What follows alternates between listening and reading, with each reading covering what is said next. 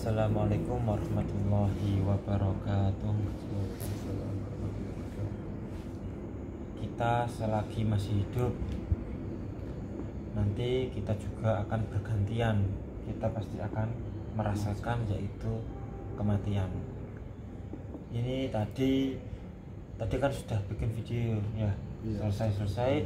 Kemudian tiba-tiba Mas Ali ini kerasukan sendiri. Ini enggak disengaja ya, jadi kita enggak memasukkan, enggak, tapi kemasukan sendiri dan dia enggak sadar sama sekali. Nah, untuk kerasukan itu ada yang rekayasa, ada yang 50% sadar ya Mas ya, ada yang 50% yang enggak ingat, full ya, full. Ada yang full itu. Jadi yang tadi yang kerasukan full tiba-tiba kerasukan sendiri, tapi kerasukannya positif, tidak arogan, tidak, tapi menyampaikan pesan dan kesan kepada kita semua. Ini nggak sadar, nggak bisa cerita ini. Jadi yang bisa cerita saya sama ini. Tadi juga nggak saya videoin waktu kerasukannya. Jadi ini tadi kerasukan kode positif ya. Kemudian menyampaikan ke Mas ini, jangan sedih-sedih. Untuk pesan itu Mas ya, jangan sedih-sedih mikirin keluarga ya, tentang keluarga ya. Jadi yang penting didoakan. Jadi Mas ini ada keluarganya yang sudah meninggalkan lebih dahulu. Nah, jadi cuman nggak usah sedih Mas. Jadi kita juga pasti akan bergiliran untuk meninggal juga. Ya, entah kapan waktunya kita nggak ada yang tahu. Walaupun saya besok meninggal juga bisa, ya, karena masalah ajal itu Allah yang tahu gitu ya. Dan yang kemudian semen apa tadi? Nah, sebenarnya yang meninggal itu raganya yang dimakamkan, kemudian roh. Jadi di dalam tubuh ini raga Mas ya, raga kan di belakang ini. Kalau roh itu di dalam urusannya sama Allah. Kalau raga, kalau nggak ada rohnya ya nggak hidup. Ya, jadi roh itu dicabut oleh Allah, gitu ya. Roh itu urusannya langsung sama Allah. Kemudian ada raga sukma. Nah, sekarang saya akan membahas raga sukma. Raganya itu bisa duduk seperti ini. Ada yang namanya ilmu raga sukma. Kemudian sukmanya itu bisa terbang nembus gendeng, ya, terus terbang kemanapun. Nah, jadi ilmu raga sukma itu tidak untuk main-main, tidak untuk coba-coba. Saya hanya pernah melakukan seumur hidup itu hanya 2 kali. Yang pertama pembelajaran, yang kedua coba lagi, ternyata bisa. Nah, pertama kali saya itu dulu itu saya disuruh sama guru saya coba meraga sukma ke suatu makam yang belum pernah saya datangin. Saya duduk sila di kamar habis wiritan, kemudian saya nembus gendeng ke atas rumah. Jadi kelihatan raga saya ini kelihatan waktu saya berdiri. Saya kok nggak bisa dipegang, saya pegang badan saya nggak bisa Mas. Kemudian saya lihat saya duduk, kemudian saya terbang bisa Mas, nembus gendeng.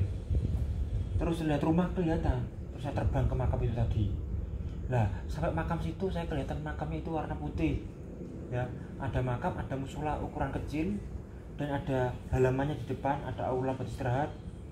Kemudian saya datang ke situ, assalamualaikum. Kemudian ada yang jaga. Kemudian saya di situ disuruh nyapu Mas. Suruh nyapu ya, saya suruh nyapu musola sama halamannya. Jadi kemudian saya sholat di situ. Padahal itu rumah saya Mas. Saya sholat di situ, sholat di musola kecil tadi. Kemudian saya ziarah ke makam tadi. Itu makamnya muridnya Mbah Sunan Bonang. Saya disuruh raga sukma ke sana. Dan saya belum pernah sama sekali ke makam itu. Soko. Terus saya balik lagi, terbang baliknya pelan-pelan, terbang balik ke gini. Gitu. Bahayanya kenapa? Itu saya di kamar emang saya kunci, aman Mas. Takutnya kalau nanti kita gerak atau kita raganya guling atau gimana, nanti kita harus bisa menempatkan lagi. Kalau nggak pas gimana, kan bahaya, nanti kita meninggal. Itu resikonya besarnya kalau ilmu raga sukma itu ya. Dan gerakannya harus duduk ya harus pas.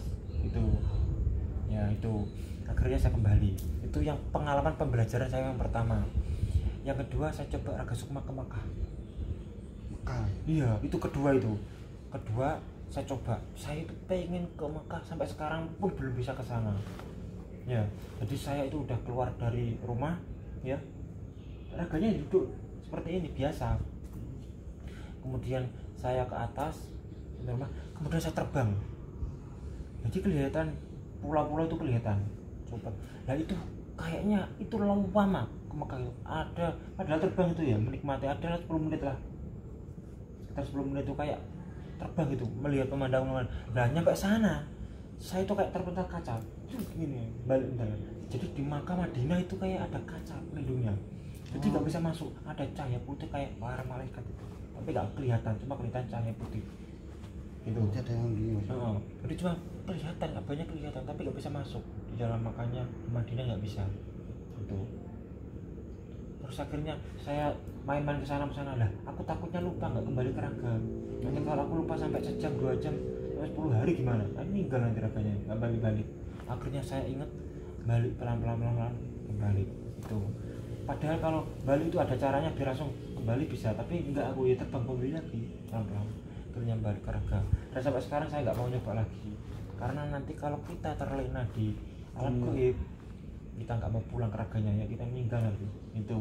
Ya, ilmu Raga Sukma itu ya memang kita keluar, tidak beda lagi dengan terawangan, beda lah ya itu. Jadi Raga Sukma itu memang benar-benar keluar, dan ini baru kali ini saya cerita, kali saya nggak mau coba-coba lagi ya, karena ya nggak ada tujuan apa-apa ya, resikonya besar. Tapi ya nggak masalah kalau udah pengalaman, terus coba nggak masalah. Takutnya terlena di dunia nanti, takutnya kita lupa, nggak masuk ke raga kita lagi. Itu Raga Sukma takutnya seperti itu. Nah makanya sukmanya misalkan semuanya tarik bisa, sukmanya siapa tarik bisa tuh, tapi kasih raganya nanti kan ya kayak orang mau celakai orang kan, kayak itu mau berbuat kalian biasanya tarik sukmanya. Kalau tarik jarak jauh itu ya kan, tarik sukmanya ini. Kalau santet juga biasanya tarik sukmanya, kalian harus tahu targetnya siapa, ini siapa. Itu kan banyak pembelajaran kita seperti itu. Tapi di saya nggak ada ya diajarin ilmu santet orang, nggak ada ya, nggak pernah Mas ya ajarin itu, nggak ada, nggak pernah. Jadi nggak ada ilmu nyantet itu, nggak ada. Tapi ada yang bisa orang ya, kalau kita nggak bisa apa-apa, nggak bisa nyantet, nggak bisa. Jadi nggak pernah ilmu itu nggak boleh melukai seseorang. Tapi kalau ada orang yang nyantet, insya Allah kita pasrah kepada Allah Mas ya, kita nggak mengandalkan kodam, enggak, kita pasrah kepada Allah, insya Allah kita terlindungi ya, terlindungi. Jadi kita pasrah dulu. Dan masalah kodam nanti akan membantu secara otomatis sesuai tugas kodam masing-masing. Jadi nggak usah mikirin yang gimana, yang penting zikiran, sholawat, kalimat tauhid gitu. Itu aja Mas. Orang yang nyantet mau gimana pun terserah mereka, mau berbuat seperti apapun ya, karena Allah itu maha tahu ya, maha tahu segalanya. Jadi Allah itu maha tahu isi hati sampean ini gimana pun itu tahu gimana. Oh ya, itu sukma. Jadi ingat, sukma, raga, sama ruh itu urusannya sama Allah, nggak ada yang bisa. Apalagi Mas, ruh sama sukma beda Mas? Beda. Ruh itu nyawa nih sampean loh, nyawa. Sukma itu ya. Ada lagi juga jin khorin, itu kembarannya sampean. Dia menyerupai sama ini, tapi ini goibnya misalkan jin khorin ini, jin khorinnya sampean. Itu sifat mana itu jin khorinnya, misalkan atau kopinya kembaran atau kesamaannya jin khorinnya. Ruh, sukma sama raga, jin khorin ya. Jadi setiap manusia itu ada jinnya, nggak ada manusia yang nggak punya jin, pasti ada punya jin. Kok jin itu syirik gimana? Ndak ya, jin itu nggak syirik. Nah, kita mohon kepada Allah, yang penting kita jangan menyembah media apapun, jin, pohon, gunung, laut, jangan sembah. Itu yang mereka syirik ya, kalau kita menyembah hal-hal seperti itu syirik, syirik musyrik itu ya, sama aja. Selain itu apa lagi Mas? Apa Mas Ali yang tanyakan? Tentang itu barangkali mau disampaikan apa? Enggak Nggak ada. Mas gimana mas? Mas. Sama yang belum paham apa? Gak apa-apa. Sukma sama Sukma Jinkorin sama roh mas ya. Iya. Kalau ruh urusan sama Allah. Roh kematian mas mungkin ya. Iya. Kematian. Jadi raga sama sukma ini kalau ada ruhnya baru hidup. Oh gitu. Kalau ruhnya tarik ya mati, raganya mati, sukmanya juga mati. Sukma ini kan goib toh. Raga ini wujud ini ya. Cuman ini lah raganya masih ada, sakit. Ya kan? Jinkorin. Jinkorin itu kembaran ngikut ini. Nah, kemudian ada tambahan kodam baru. Kodam itu dari sebuah amalan perilaku kita sendiri atau diisi. Ya, atau ngikut sendiri. Itu ngamalin apa tadi itu. Jadi kita nggak perlu mikirin kita punya kodam apa, nggak usah dipikir kodamnya. Yang penting lakukan sholawat sama zikirnya itu tadi. Nah kodam itu intinya itu kita menyampaikan apapun yang kita sampaikan ke kodam itu tahu. Misalkan kita dalam hati, ya oh ya kodam yang ada di dalam tubuhku, saya ada hajat apa, saya hajat. Jadi kodam yang sesuai tugasnya itu dia akan membantu dengan sendirinya. Itu menyampaikan bisa pasti kodam itu mendengarkan apa yang kita sampaikan. Gimana cara komunikasi dengan kodam? Ya itu tadi kita bisa menyampaikan, tapi kalau sampean peka mas ya bisa ya mas, bisa ya. Kalau sampean menyampaikan apa nanti kodam bisikin diri bisa ya. Bisa. Kalau sampean Kan kalau tenang mas. belum ya ini. Kalau tenang ya. Nah itu kan tergantung kepekaan sedulur. Itu. Jadi mau komunikasi dengan kodam apa ya kita sebut namanya ya oh ya kodam farmasi misalkan. Nah bantu saya untuk memikat si target tadi dengan senyuman misalkan gitu lah, kemudian kita besoknya senyum dengan target, kemudian ini pulangnya bawa cewek 5 ya. Iya wis cewek 5 so. Mas Ali sama enggak? Nah, Cekat. kalau Mas Ali ini udah bisa menggunakan kodamnya, udah sering mas ya? Saya sering Digunakan untuk apa mas kodamnya yang paling sering? sesuai karakter kodam. Apa mas yang pertama kemarin? Ya kayak kerasa terus, yang bener-bener membuktikannya apa itu? Macan putih yang paling sering. Disuruh apa ini macam bentuknya? Bakar diri. Ada serangan loh mas? Enggak ada. Terasa gitu mas ya? Iya, kerasa. Jadi macan putih yang dalam tubuhnya ini buat untuk bakar diri. Kalau cuma gunakan kodam apa yang paling sering? Semua. Semua, iya. Semua. Tak suruh. Kalau aku mau apa ya tak suruh semua. Sebentar misalkan kan cuma dagang ini. Iya dagang. Cuma suruh apa? Gimana? Tahu nyuruh gimana caranya? Kasih tahu yang lainnya. Cuma dagang Oh, apa mas? Dagang apa? Dagang di pasar saya lagi. Dagang di pasar, jualan di pasar ya. Nah. Tak suruh kayak pelarisan saya suruh apa? Full. Bantu untuk Bantu. mendatangkan orang banyak Iya. gitu ya. Misalkan mendagang, ya kodam. Dan Semua kodam yang ada dalam tubuh saya datangkan semua orang beli di sini. Itu memang terjadi benar kan mbak? real mas. Real gimana? Ya real. Nah ya gimana? Terus orang itu gimana? Data semua? Semua beli. Pasar teko. Iya deh. Karena kalah. Kewalahan ya? Ini mas. Terus wae. Nggak ada berhentinya ya? Gak ada berhentinya sampai capek sendiri mas. Itu dagangnya mulai jam berapa? Namanya bukanya? Jam 6 sampai jam 10 lah. Jam 10 ya? Iya. Jadi mas ini di pasar dagang sayuran mas ya? Iya. Sayuran macam-macam lah. Sayuran itu berapa? Langsung mas ya itu. Langsung. Sebelumnya gimana mas? Kalau dulu kan nggak punya kodam sebenarnya. Sebelum itu sudah Sebelum dan sudah kan harus cerita jauh, dulu. Mas, jauh, Mas. Jauh. Kalau menurutku mas mau usaha ya pakai itu rezekian gitu. Itu pakai kodam apa aja mas? ya cukup. Raisnya. Banyak ini cuman Banyak. kok. Jadi mas ini ya pertama kali isi kodam ke saya apa? Pertama kali datang ke sini ingat semen. Aku sampai lupa kodam apa yang tak isi dulu apa aja. Tapi kok ada semua ini apa ini cuman kan Macan putih. macan putih terus ini terus. Terus apa aja ini? Komplit pokoknya gitu aja nggak bisa saya sebarkan mas ya. Kodamnya. Nah. Dulu saya juga gitu mas. Dulu saya juga tahun waktu SMA ya masih SMA kan ya, itu ya diisi katanya, diisi akhirnya belajar. Tapi ya gitu, kalau belajarnya waduh berat, disuruh puasa ya, tak tidur 5 hari pernah, puasanya 5 hari itu puasa mutih mas dulu mas itu. 5 Puasa hari mutih, ya, ada terus puasa lagi 7 hari. Setelah itu puasa 1 hari tapi nggak boleh tidur sama sekali, 24 jam nggak boleh tidur, itu nggak boleh makan, nggak boleh apa-apa tuh, nggak boleh tidur loh mas, bayangkan. Kalau nggak pernah tidur juga selama 5 hari juga. Itu waktu pengamalan Kota Bolosewu. Aku nggak tidur selama 5 hari.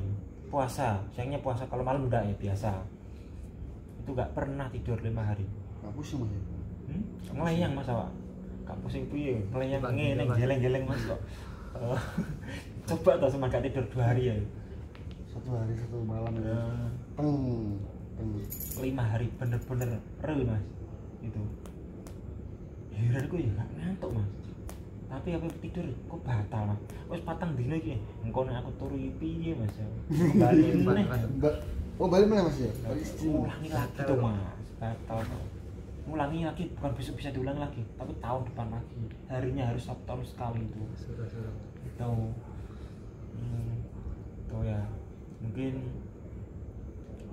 apa lagi ya? Iya, ada sedulur juga yang tanya, jadi kan udah cara komunikasi dengan Kodam.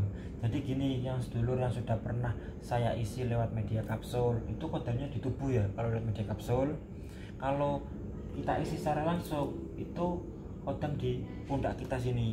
Ada yang kanan kiri, terserah, punggung ya. Terus terserah mau kodamnya mau tempat di mana, ininya di luar. Kalau kodam di jarak jauh itu, tuh. Ya mas ya. Tuh. Kalau kapsul memang langsung masuk di dalam tubuh. Apa bedanya? Cuma beda tempat. Ya masalah. Iya, gitu. Enggak masalah, enggak ada bedanya. Dan di sini, dan di sini. Walaupun saya datangin kodam sendiri biasanya, kadang yang tak taruh mau kemanapun sesuka sampai apa ke tubuhku gini. Ada di sini ini terserah gitu. Ada yang di belakang sini gitu. Kalau kodam diambil orang pernah. Waktu itu ada temen yang tak suruh ngambil, kerasa kayak gini. Jadi belakang nggak gini mas. Oh, Gini. Kayak ketarik ya. Kayak tusuk itu diambil, itu kayak diambil orang gitu kodamnya tuh. Tapi itu udah diizinkan. Coba misalkan mas ya tarik kodam saya, udah tak buka mas pagernya, udah ditarik, itu udah diizinkan. Itu kerasaannya gitu. Itu ciri-ciri yang diambil.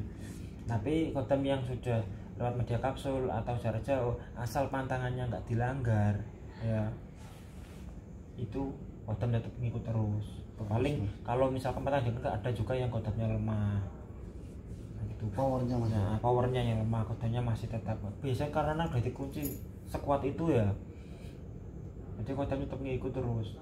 Ada kodamnya juga masih di situ tapi nggak mau bantu. Lah kenapa kok gitu? Karena orangnya tujuannya negatif. Contoh nih, misalkan sampean tak isi kodam semar mesem, kemudian sampean buat apa, mabuk, kepatang jalan mabuk, nanti kodamnya kan hilang. Saya kan bilang gitu. Misalkan nih kodamnya gak hilang, masih di sini, misalkan masih itu, saya udah mabuk kodamnya gak hilang, masih di sini, ya mungkin kodamnya besoknya nggak mau bantu lagi. Jadi gini sedulurku, orang yang punya kodam pelet atau kodam lain sebagainya, itu bukan masalah kodamnya yang masih ya, tapi orangnya sendiri ya mas ya. Tergantung orangnya. Nah, sekarang nggak usah pakai kodam-kodaman loh ya sedulur, orang itu bisa maksiat sendiri kok, bener nggak? Kok nyalakan kodam ya kan? Apakah kodam itu haram atau halal, tergantung yang gunakan. Semen misalkan, ini masnya jualan pisau mas ya, kan beli pisau ke orangnya, lah pisau itu halal apa haram mas? Ya nggak karam ya nggak. Mbak, Nggak karam loh. Kenapa? Pisau itu kan misalkan ini pisaunya harganya 20.000, cuman beli, halal nggak? Halal. Halal, udah dibeli kan ya. Iya halal. Tapi bisa jadi haram kalau udah sampean. Ini nggak tanggung jawab loh ya. Enggak enggak. Kalau kan buat bunuh orang, Iya. yang dosa siapa?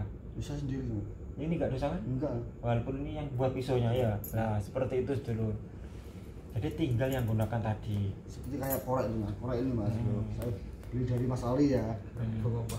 Kalau buat rokok, buat apa kan enak. Kalau buat bakar orang kan bakar rumah apa kan dosa ya Mas ya. Iya, lah seperti itu kan cuman udah paham. Ya, sama halnya gitu.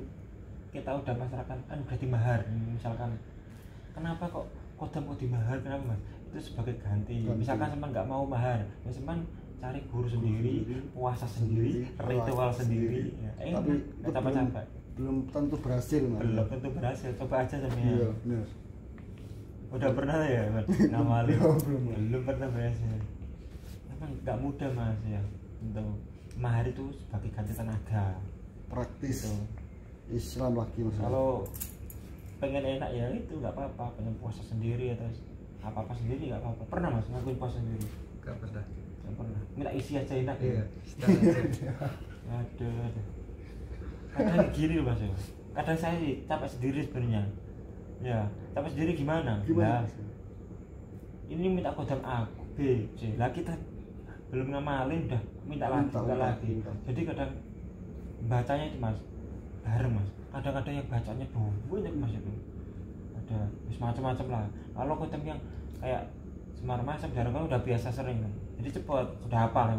Nah, ada kodam yang belum pernah tahu ada request pesanan khusus itu. Nah, kadang ada juga yang satu gelang minta dijebuannya kodam kan enggak mungkin harus satu hari selesai, nggak mungkin Mas. Kita juga punya kesibukan. Jadi kan misalkan ada pesanan paket ya mungkin agak telat. Kenapa? Karena barangnya itu diproses dulu, diproses untuk diisi dulu gitu Mas. Ya kan ada yang udah ready tapi kan tetap ditambah powernya sampai maksimal udah baru kita paketin. Beda lagi kalau kita beli pisau udah kirim aja nggak ada isinya kan enak, pisau beres yang kirim enak. Nah ini kan harus melalui proses dulu. Aduh, tambahin lagi powernya Mas biasanya. Oh, Jadi untuk nambah power dulu itu nggak usah bingung power gelang saya gimana, power punya ini gimana. Walaupun nggak dipakai selama 10 tahun, power kodam dan itu masih ada dalam medianya. Itu kalau media dari saya ya kodamnya tetap ada. Misalkan gelangnya putus gimana, gabungin lagi nanti kodamnya menyatu sendiri. Tuh ya. kecuali hilang Mas ya. Kalau hilang ya udah beli lagi gitu Mas. Gitu. Mahar lagi Gampang. ya. Mahar lagi. Jadi mahar dan harga itu beda. Kalau kita beli benda Kayak itu harga ya. Kalau kita mau nikahin cewek mahar. Nah, masa gitu mahar ya. mau nyicil kan enggak. Hmm. Iya Mas ya. Kita kemarin Nyicil. tahu Sebenarnya nggak? nggak pernah nyicil lah, jujur. Pernah nyicil nggak? Pernah kan? Pernah. Ya, pernah nggak apa-apa, asal Pernah. kesepakatan tadi gitu. Ya. Biasanya kan 2 kali, Iya, nggak 2 apa-apa gitu. Nggak apa-apa Mas. Yang penting kan sama-sama ikhlas ya. gitu. Sama-sama ya. Kita pernah kesini gitu. Karena kemarin Mas Ali ini maharin yang sabuk itu, sabuk Rijal Goib yang merah itu memang dibayar 2 kali Mas ya. Iya. Gitu. Sampai sekarang udah beres ya. Beres clear. Udah beres clear. Ini sabuk hijau. Ini rencananya mau merah tapi nantian ya. Santai. Tenang saja. Nah, masih ngamalin yang hijau dulu Mas ya. Tadi ya, apa kan tadi. Jadi amalan dari sepuh itu enggak saya kasih buku tulisan panduan berlengkap itu enggak. Cuma langsung lewat harus hafal secara langsung. Jadi ilmunya itu enggak ada ditulis Mas ya. Hafalan langsung Pokoknya. Singkat, padat, jelas dan nggak bisa lupa kamu. Nggak mungkin lupa. mungkin. Ilmu ini tetap ingat langsung karena udah ngelontak Mas ya, menyatu ya. Amalan ini harus diingat, harus dihafal. Masa kita mau misalkan kita nambahin orang kerasukan, buka buku dulu kan ya lucu Mas, ya kan? Baca doa itu langsung tarik gitu. Nah untuk sedulur yang hafal ayat kursi boleh nih dipakai kalau ngobatin orang yang kerasukan Mas ya. Jadi dipegang pundaknya, udah baca ayat kursi, tarik ke atas, itu yang cara simpel. Lah kalau untuk memasukkan kodam ke tubuh itu harus belajar dulu, nggak semudah langsung gitu Mas ya. semudah yang Jadi kita harus merasakan dulu kodamnya, udah kerasa di tangan, kita harus tahu doa kuncinya, narik gimana. Nah itu tidak bisa saya jabarkan di sini karena itu rahasia dulu ya. rahasia. Karena setiap orang memiliki ilmu yang beda-beda dan cara doanya juga berbeda-beda. beda ya, guru. kan nggak mungkin kan kita langsung praktek dipamerkan doanya di YouTube kan nggak mungkin dulur ya. Jadi kita baca doa kuncinya tahan napas ya, mungkin caranya seperti itu, kemudian kita masukkan, tarik kemudian masukkan kan gitu. Kalau mau masukkan, kalau mengeluarkan juga gitu. Nah, yang penting ilmu itu sebenarnya luas ya, tinggal kita mau ilmu yang mana, yakin yang mana, suka yang mana, bebas nggak masalah dulur. Tuh. Itu cara mengeluarkan, cara masukkan beda lagi, susah yang masukkan daripada mengeluarkan. Jadi setiap orang itu nggak mungkin bisa jadi mediator. Tuh. Kalau cuma bisa mas, nanti kalau dikunci mas ya nggak bisa kerasukan bisa. Ini kan udah kebuka kan. Iya. Tapi kan kalau cuma mau baru kerasukan, kalau nggak mau enggak gitu. Iya. Salah. Walaupun ini ikhlas dimasukin nggak bisa, ya kan? Ya mas ya, nggak pernah coba berkali-kali ini ikhlas dimasukin nggak bisa. Paling cuma kerasan, kadang nggak kerasan sekali mas ya. Iya, betul. Gitu. Kalau saya sendiri, saya nggak pernah kerasukan, udah pernah dicoba berkali-kali, saya pengen kerasukan, nggak bisa kerasukan, gitu loh mas. Walaupun ikhlasmu kayak gimana pun, ya nggak bisa kerasukan. Udah ikhlas saya kerasukan, kita diem. Malah yang mau ngerasuki malah dia yang kerasukan, gitu mas. Ya nggak tahu emang itu seperti itu mungkin ya. Berbeda-beda mas ya. Nah, terus nanti akan saya bahas lagi video selanjutnya, ilmu terawangan, kemudian ilmu pengasihan, ilmu kerezekian, ilmu pengobatan, dan ilmu kesehatan. 5 itu nanti akan saya bahas sebentar ini. Oke, saya akhiri. Assalamualaikum warahmatullahi wabarakatuh.